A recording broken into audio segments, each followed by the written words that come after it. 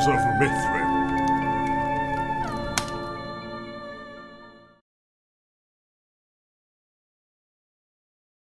Den of Thieves, read by Skye Alley. Part 2, Give and Take. The three of them made their way through the gates. They almost leapt out of their skins, though, as a sharp voice called out from the shadows to their left. "Who goes there?" They all froze and looked around. A man, dressed in a leather jerkin and holding a pole axe, stepped out of the darkness towards them.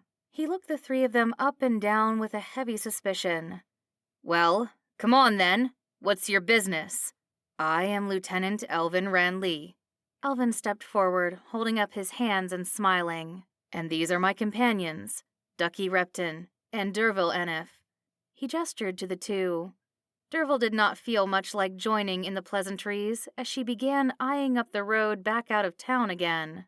"Lieutenant?" The guard looked slightly puzzled. "Recruiting officer, are you? We don't want no one shipping out shillin' takers from this port. You can try that sort of thing somewhere else." Elvin looked somewhat taken aback. No, nothing like that.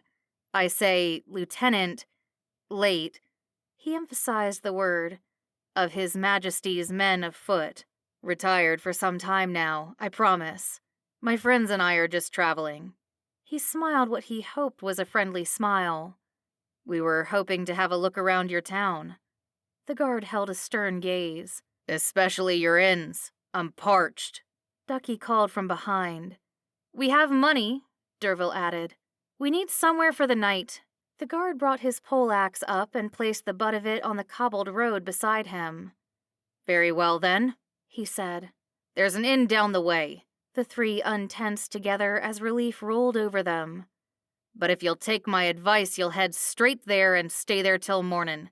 There's been a lot of strange folk about recently, and we don't like strangers lookin' around after nightfall. Understand?" Elvin bowed, then led the other two away down the road. "Thank you, Warden," he called out as they hurried along. The guards seemed to shout something back, but they were too focused on the idea of hot food and soft beds to worry now.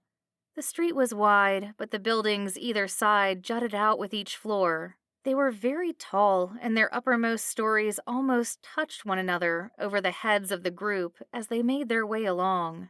The path continued to slope downwards, and in between the buildings they could make out the docks at the furthest end of the town. Several large boats were moored up to the jetty, but there seemed to be almost no one out and about. The windows of the houses they passed were all heavily shuttered, with iron hooks holding them firmly into place, and little noise seemed to be coming from them. "If it weren't for the welcome, I'd have said we'd found a ghost town," Ducky said with a sniff as he took it all in. "Don't seem a friendly bunch, do they? Lay off it, Ducky. It has got to be midnight at least. I cannot blame anyone for being in bed at this time of the night." Elvin yawned. "A pastime I fully intend to join them in as soon as may be." At the end of the road there was indeed an inn. Its doors were ajar and orange lamplight spilled out onto the cobbles. The road itself split around the enormous building and continued in diagonals towards the docks. Faint sounds could be heard from inside, but there did not seem to be much activity at all. The three made their way in. They found themselves in a large room with a deep fireplace set into one wall. Embers were smoldering and giving off some small warmth. At the far end, a counter ran across with high shelves set into the wall behind it. The whole place seemed entirely empty of people. They made their way up to the counter, and Ducky slammed his fist down upon it. Elvin winced. "Oi!" Ducky called out. Footsteps could be heard from somewhere further back, and moments later a door opened and a woman walked through. "Who's causing a racket at this time of— Oh, hello. Can I help you?" Elvin stepped in front of Ducky. "Yes," he smiled. "Please, we were looking for some rooms for the night. It has been a long march, I must say, and we were hoping to get a good rest as soon as possible." The woman smiled. "Of course," she said, pulling down a ledger from one of the shelves. "I take it the young lady will want her own room, will you? And the, She looked at Ducky. "Gentlemen, be sharing, or would that be 3 rooms?" I'm not topping and tailing, Ducky said with a smirk. If we're sharing, then you're on the floor. That will be 3 rooms. Elvin reached into his bag and pulled out several coins. Suits me. We could do with the business. She grabbed at a nearby quill and scratched at the page. That will be 3 gold for the night. Breakfast included, of course. Of course. Elvin smiled and handed over the coins. The 3 of them made their way through the door, and the woman showed them each to their rooms. The friends said goodnight to each other and settled in. Dervil shut the door to her room and sat down on the bed.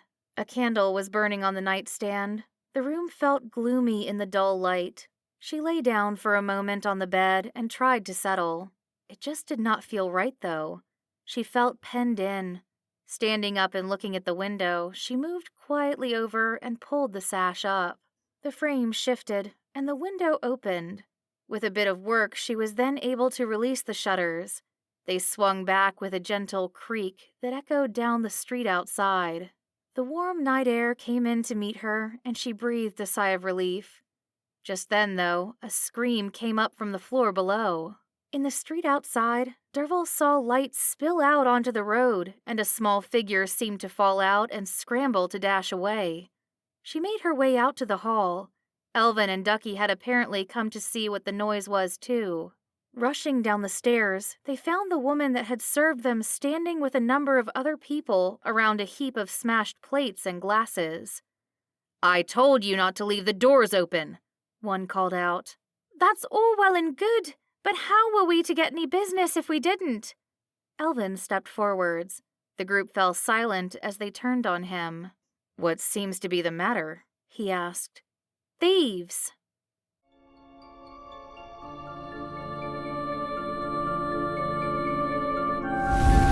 Tales of Mithrym are written by Jimmy Clephane. Mithrym is a fantasy world built for the dungeon room role-playing game system. To find out more about the world of Mithrym, or to try out the game, go to www.mithrym.com.